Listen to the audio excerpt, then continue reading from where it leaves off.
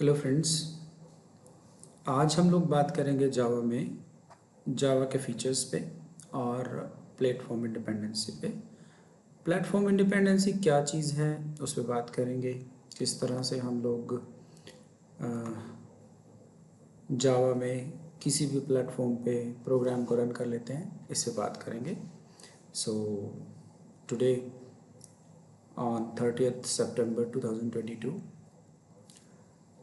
तो basically Java के क्या फीचर्स हैं, क्यों इतना लोग पसंद करते हैं, आज की डेट में भी इतनी फेमस क्यों है, जबकि नई लैंग्वेजेस भी हैं मार्केट में, इतनी फेमस क्यों है।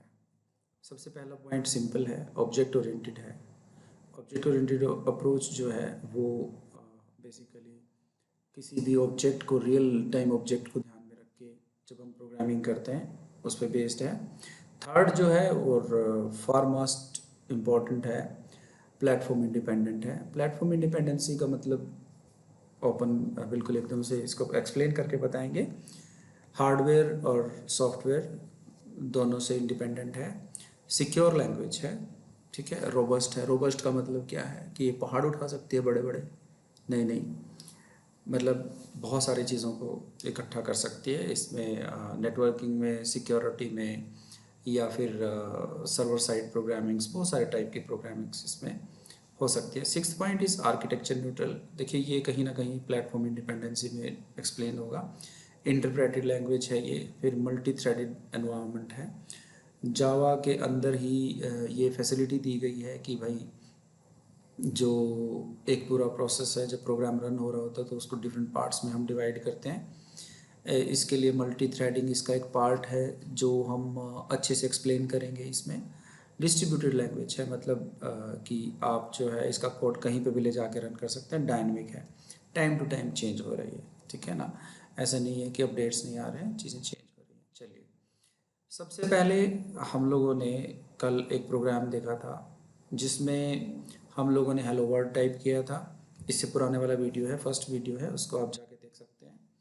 और उसमें हम लोगों ने नेटबीन्स पे जो किया था, उस पर हम लोगों ने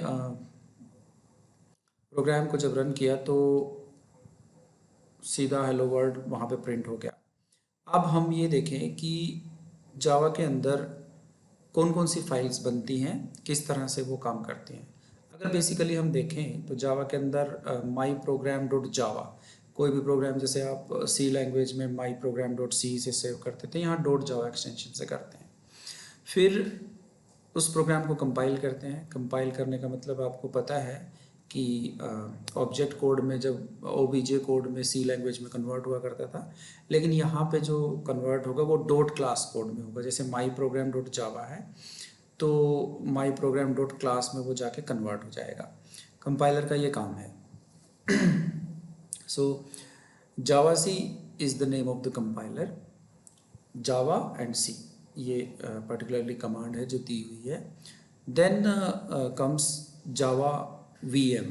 देखिए ये बहुत कमाल का इसका एक पार्ट है, जावा वर्चुअल मशीन। और जावा वर्चुअल मशीन एक्चुअली इसको मशीन अंडरस्टैंडेबल फॉर्म में रीड करती है, कन्वर्ट करती है 0101 की फॉर्म में, जिसे मशीन डायरेक्टली पढ़ लेती है और फिर इस पर काम करती है, ठीक है, रन कर लेती है मतलब इसको। So this is the process. तो सबसे पहले माई प्रोग्राम डॉट जावा कंपाइल होके माई प्रोग्राम डॉट क्लास पे आ जाता है, और फिर JVM जो है उसको मशीन अंडरस्टैंडेबल फॉर्म में 0101 की फॉर्म में 01 की फॉर्म में कन्वर्ट करके इसको रन करा देती है, ठीक है। ये समझ में आया।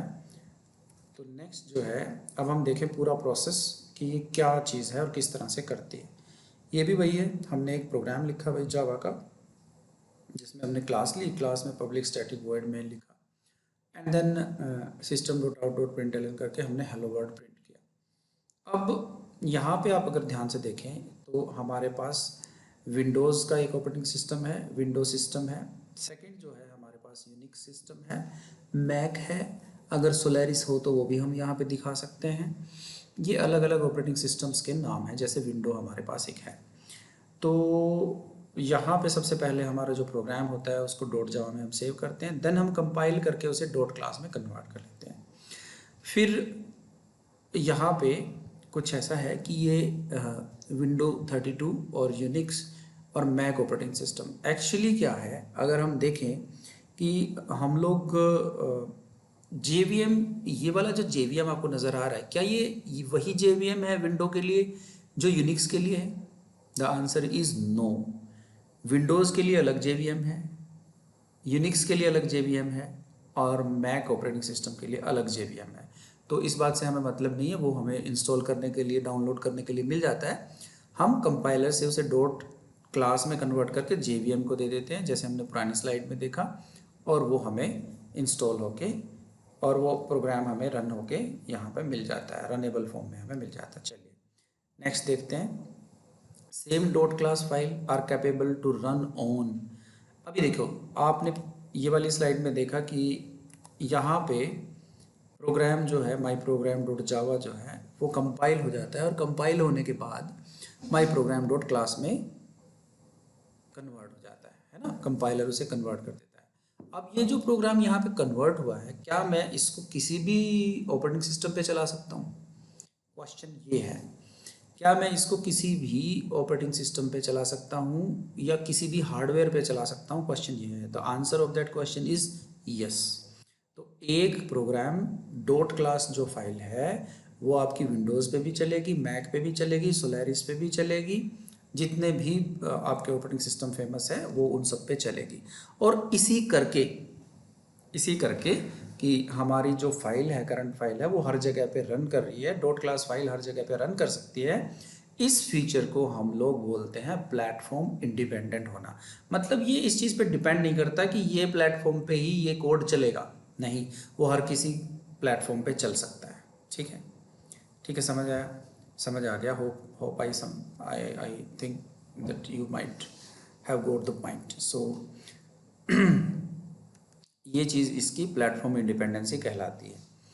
अब यहाँ पे जो मेरा प्रोग्राम है, जिसको मैंने कहा कि इन ऑपरेटिंग सिस्टम पे चल सकता है, जैसे माइक्रोसॉफ्ट विंडो पे, सोलारिस पे, लिनक्स पे, मैक ओएस पे, तो एक हमारा पॉइंट आया था आर्किटेक्चरल न्यूट्रल। ये जो हमारी PPT है इसमें हमने पॉइंट बोला था आर्किटेक्चरल न्यूट्रल।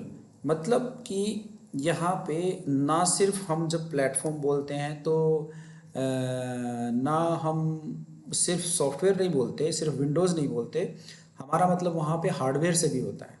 ठीक है ना, क्योंकि JVM जो है, JVM के पास ये कैपेबिलिटी होती है कि वो उसे कन्वर्ट कर ले 01 की फॉर्म में और रन कर दे। ठीक है, नेक्स्ट। अब जावा प्लेटफॉर्म असल में है क्या और उसके पास क्या क्या चीज़ें होती हैं?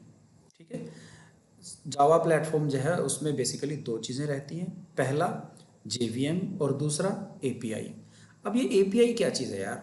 API क्या चीज़ है? इसका फुल फॉर्म है एप्लीकेशन प्रोग्रामिंग इंटरफेस।